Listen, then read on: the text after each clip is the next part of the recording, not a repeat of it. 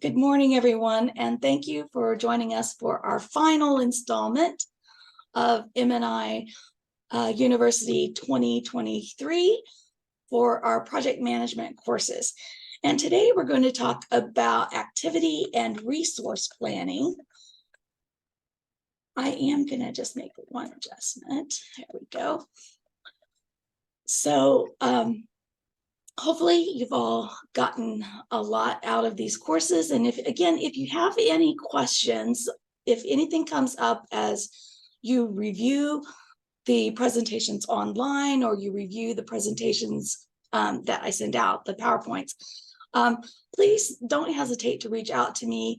You have my contact information, and I'd be happy to answer any questions that you have. So, what is activity and resource planning? So stage one of your activity and resource planning is identifying and defining all of the activities involved in successfully executing your projects.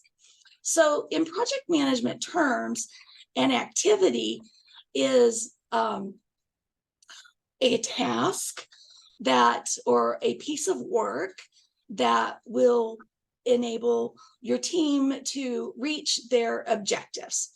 So it's made up of those tasks that one or more resources will complete. And you stack up those activities one by one until the end of the project. And in most project management methodologies, these activities have a start and an end date, and helping to define these is key to making sure that your project runs smoothly.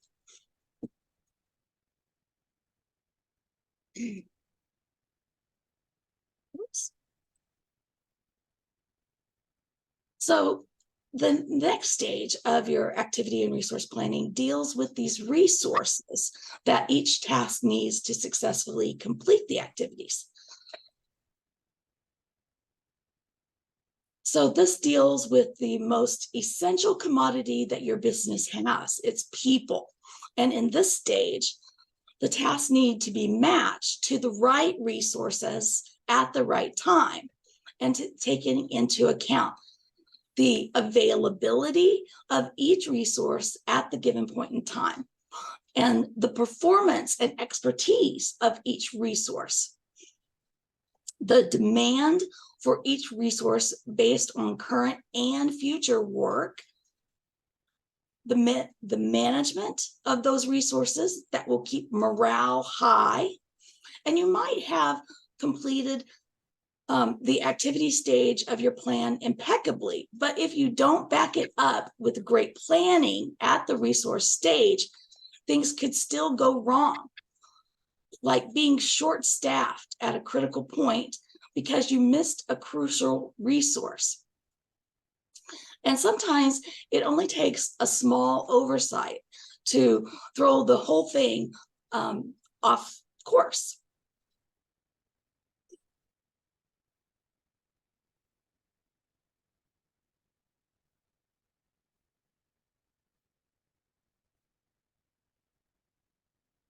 So there are hazards of not conducting activity and resource planning effectively. And that might be effective planning in these areas but let me back up. So there are effective tools that you can use to help utilize your resources and your time efficiently, and also track capacity and ensure that the project stays on course and also stays on budget. And this makes planning crucial. So if you leave out an activity or a resource, or if you don't have them ordered correctly, your planning could still come up short. And when this is done effectively, your plans can have many benefits, and both for yourself as the project manager and for your company.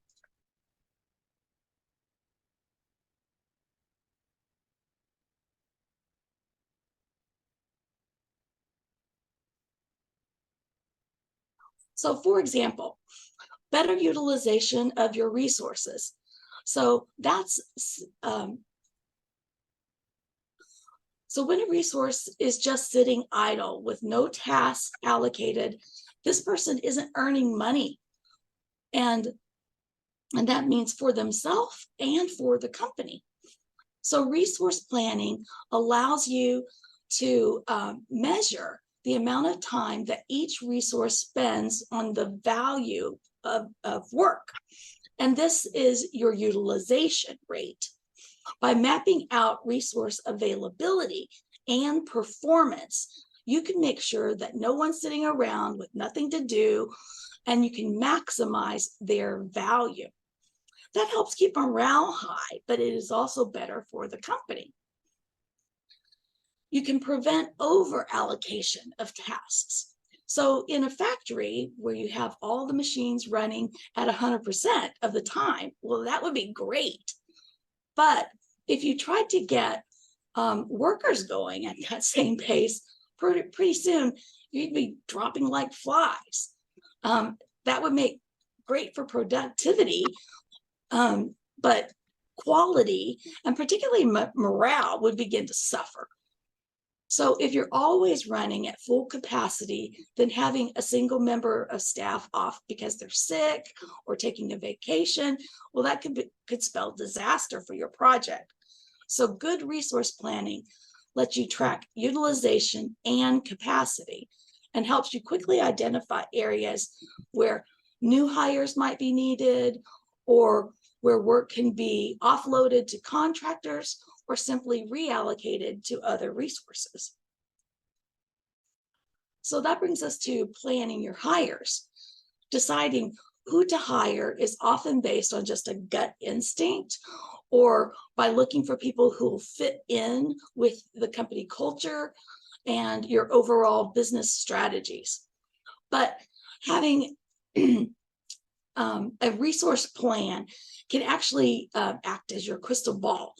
So it lets you see into the future to decide what availability you'll need at a given time during the project. And this removes any uncertainty, and it prevents potential wasted resources. And then this having an effective plan is also important for minimizing dependencies. So think about this. You've got a new product project that has reached the design packaging stage, but all of the designers, except for one, are tied up on another project. So you assign this packaging design task to a single employee, and then halfway through the design, that employee gets sick. So you discover that they haven't uploaded their work to your file sharing network. So whoever you reassign to this task is going to have to start all over. So this brings the project to a grinding halt because it was dependent on this one single person. And this is what we call a single point of failure.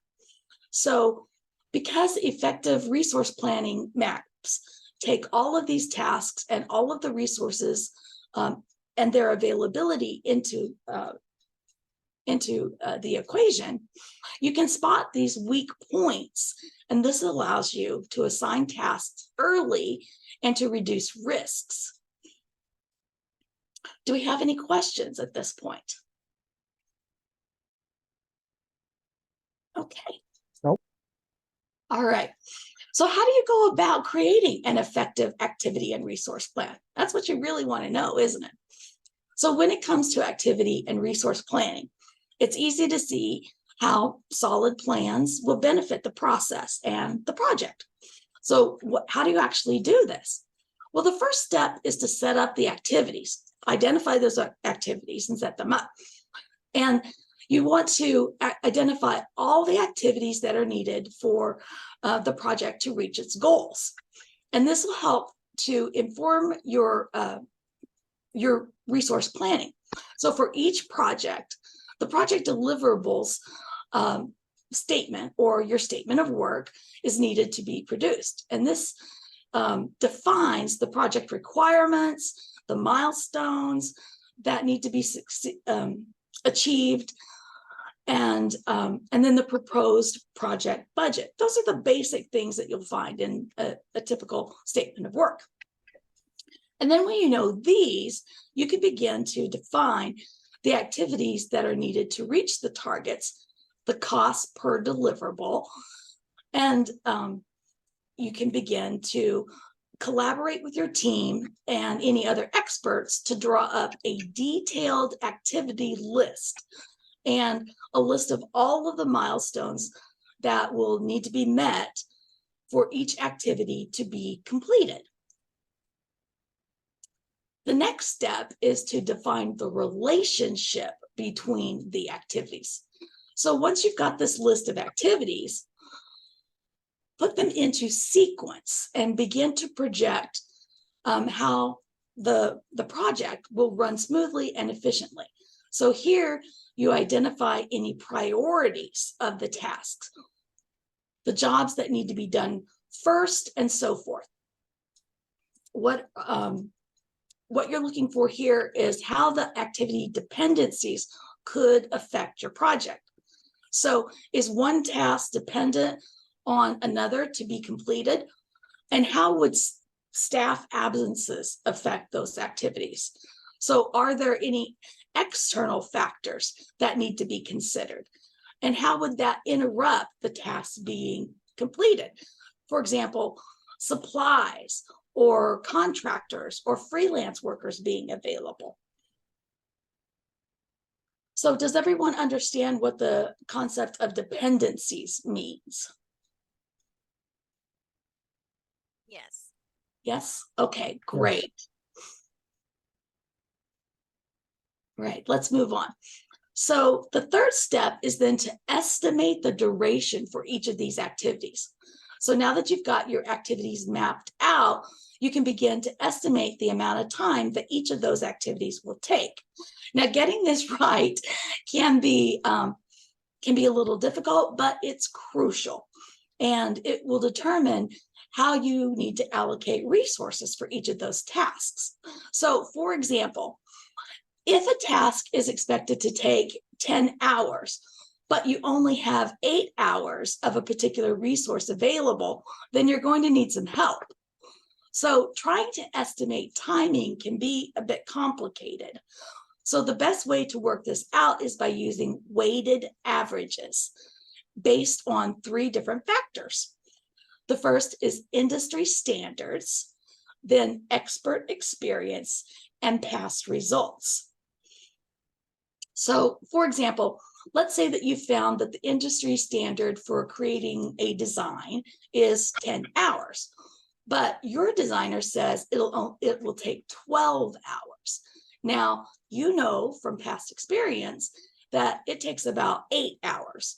So you use all of these figures to come up with an average time, and you weight those averages depending on the figure that you trust the most. So is everyone familiar with this concept of weighted averages? If you're not, please reach out to me and we can discuss that more. All right. So the fourth and final step then is to estimate the resources. So once you've got a full estimate of all of the timing for each of these tasks, you can begin to estimate the resources that you'll need to complete the project within that time frame. So make sure you consider things like employee vacations and availability and the use of any external contractors and other types of resources. So remember to think about the employee's potential to take time off, because they might not have already booked that time when the project starts, but you need to be ready in case they do take vacation halfway through the project. So it's a good idea, pardon me, to have a pool of resources, people that are on standby for the project in case they need to be called up. And this way, you can add them to the project when they're needed. You want to ensure that your teammates on the project are not overloaded, because you want to make sure that there isn't some crucial activity where you're relying on someone and then suddenly they're not available. So once you have all of these estimates in place, you can allocate the tasks to the appropriate resource and begin to manage and track the progress of the project. And luckily, there are many different project management software programs, each designed for a particular project management methodology that can help you do this.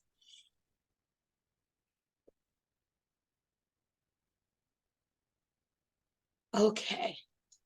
Any questions about the project management software tools? I think I've already said that, I use Microsoft Project all the time. That's one of the ubiquitous tools, but there are many, many others designed for specific industries. And I can certainly give you some pointers on the ones that might be best or better to use for your specific industry. Okay.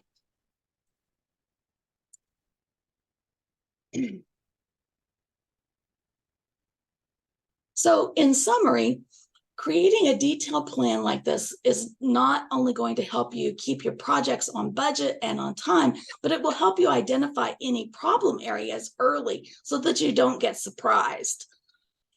It also helps you avoid risk, and it helps boost the morale of your team. Now, you want to start by identifying all of the activities of the project deliverables that are required, and then put them into sequence and decide on their dependencies. Once you've done that, you can estimate the duration of each task activity and then the whole project using weighted averages. And then finally, you estimate the resources that you need to achieve your project goals within that time frame. And then with your plan in place, you allocate those tasks, pardon me, engage any external help you might need, and ensure that your project doesn't have any slip-ups. And you want to use the appropriate software to manage and track your activities. And this way you can be certain that all of your projects will have successful outcomes.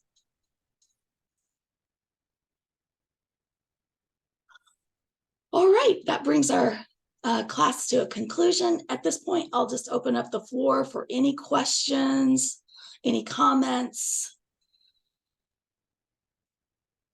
Hopefully this was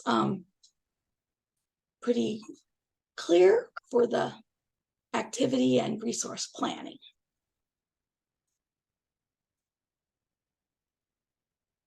I thought that your presentation today was very clear, and it was very helpful to see the sequencing of the different dependents and how they can interact. And that is very true. I see that even on my production floor. That's a great comment. Yes, on the production floor is also.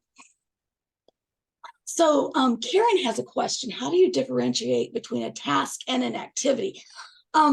Karen, they're basically the same words. They're different words for the same thing.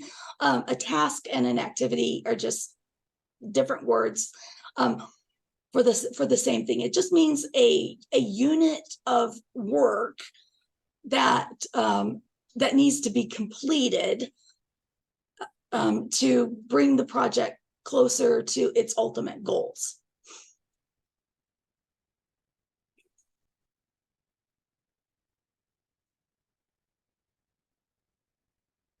Angela, Yes, you touched on the project manager or the Microsoft project software. yes. Mhm.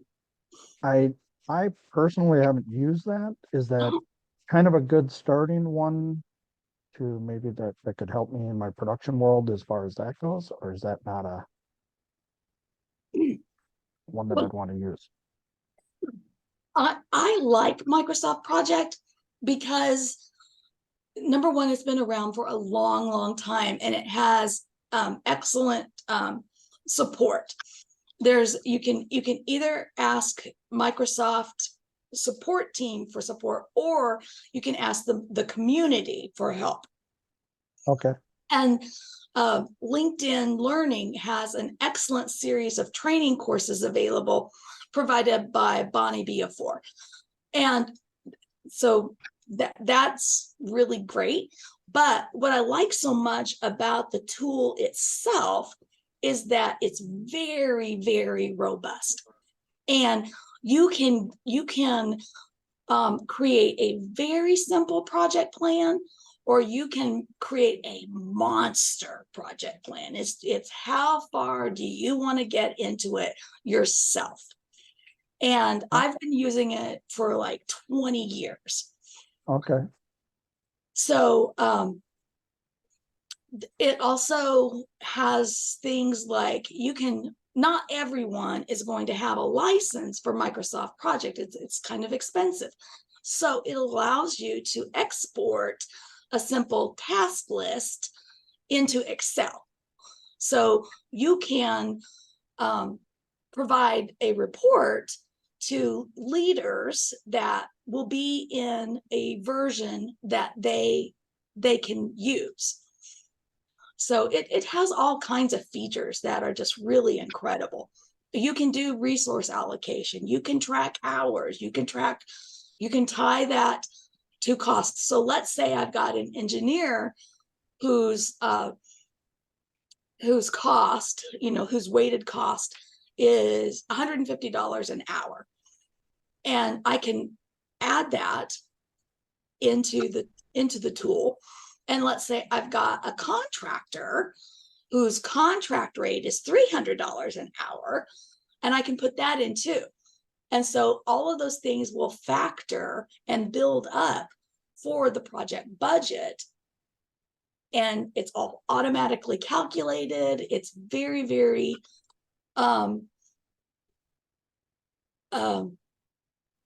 like I said, it's just very robust. And Audrey has a comment. She's that it's compatible to Teams. That's because it is a Microsoft Microsoft product. They are, I guess, symbiotic. Yes, there is a, it's like other Microsoft tools. There is some interaction. Yes, that's true to a degree, Audrey. Yes. And then Karen has another question about what tips can I offer when it comes to managing the situation where your resources shared among different teams. That is an excellent question. So as I had stated in an earlier class, the project manager is typically not a frontline manager, a functional manager, if you will. So you don't have direct reporting authority over these team members. And most of the team members are going to be assigned to many projects. And you kind of have to champion for yourself to get those hours assigned. And that's one of the reasons why the project charter is so important early on. So remember we said that you've got the project sponsor, and the project sponsor is the one who actually authorizes the project, and this is why the project is important. This is the what the outcomes are going to be, assigns the budget and so forth. And so when you have multiple projects competing for the time and the attention of the same resource, let's say it's the same engineer, you have to, number one, negotiate in good faith with the other project managers and that person's functional manager to allocate that person, that resource's time equitably. And it could be that you need to get together and explain why you need their time and attention so desperately right now. So let's say, and this has happened to me, let's say that my project is moving into a test phase, and that if I don't have this engineer available to conduct these tests this week, then this is what will happen. The project will be delayed. Testing will have to be delayed. I have to reschedule lab time. That's going to cost the company X, blah, blah, blah, blah, blah. So these are the consequences. And you just have to negotiate and explain, and hopefully you'll have a winning argument. And sometimes it's things like, you know, gee, Bob, I'm sorry that you had a vacation planned, but our testing has been delayed for 3 months, and now the lab is available and we have to go now. Hopefully that was helpful.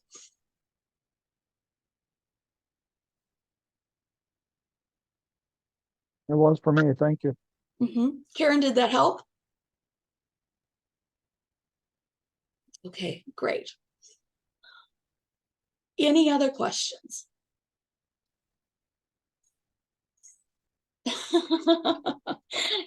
Yes, being a project manager does involve diplomacy sometimes.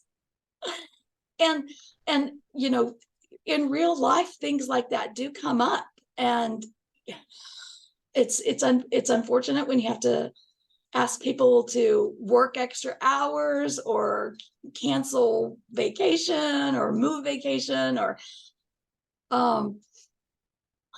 it's unfortunate. So Karen asked another question about how do you prevent from going too granular with activities? So that is something that that you have to decide early on about how granular will your project plan be, because the work breakdown structure, which leads to your schedule, is to break down the work until it can be broken down no further. So it is expected to be broken down until it is the lowest level of activity. So generally, you want to break down the activities to the point where it is the single most activity or task that one resource would complete. So it would not be, write a symphony. That is not the lowest level. It would be, write the sonata, write the, and just continue to break things down until it's, because you want to be able to show milestones that are being completed.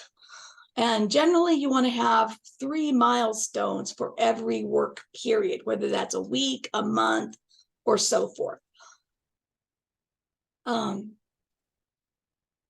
Now, when you're rolling that up to management, they may not want to see all that granularity. They certainly do not want to see all that granularity. So you would have some of that hidden in your schedule, but you would only show them more like the top level view of your schedule.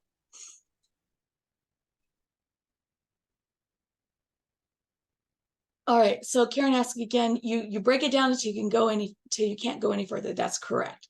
And then how do you identify those milestones? So the milestones are going to be they're not a task per se. They are going to be how do I explain this?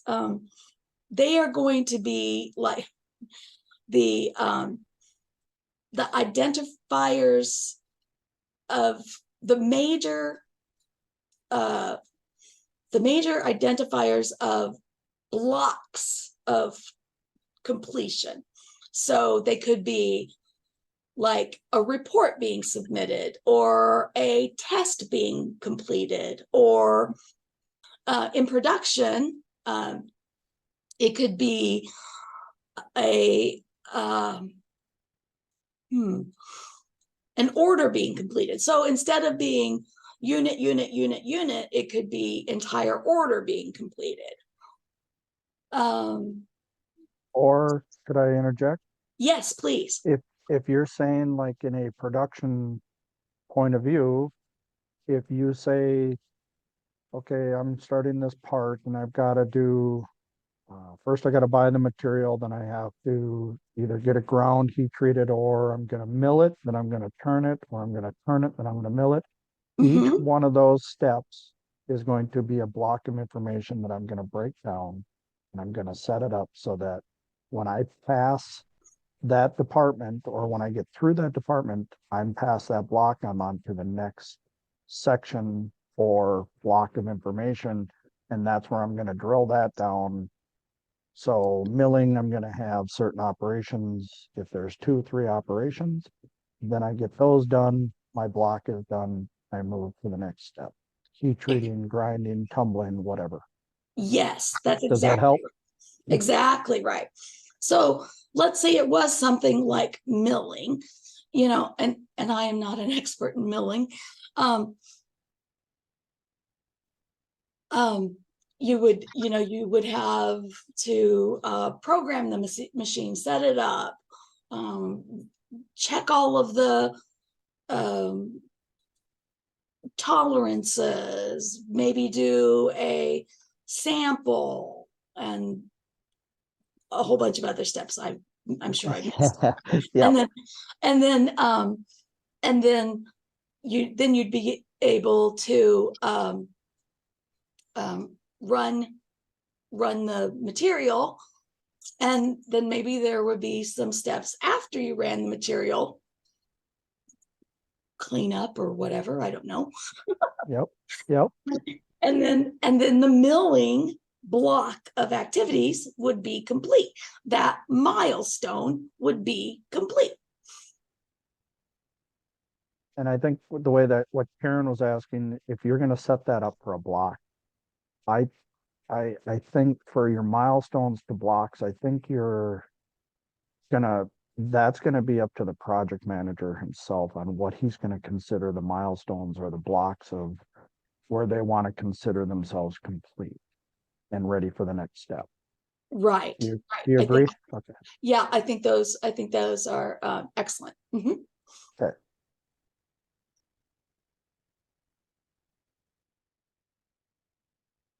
And Audrey, yeah, you've got a great comment too. You do see those steps on work order routers as well. So there is a direct correlation to production, as well as you would see on design or sales or engineering. As I said earlier in a previous course, project management is all around us. We all do project management every day. We just don't recognize it. We don't call it project management. Yes, I agree with you. As I've been taking these courses, I've seen more and more examples within both my professional and personal life how that is true. Okay, great. I'm so glad. We're going to make project managers out of all of you.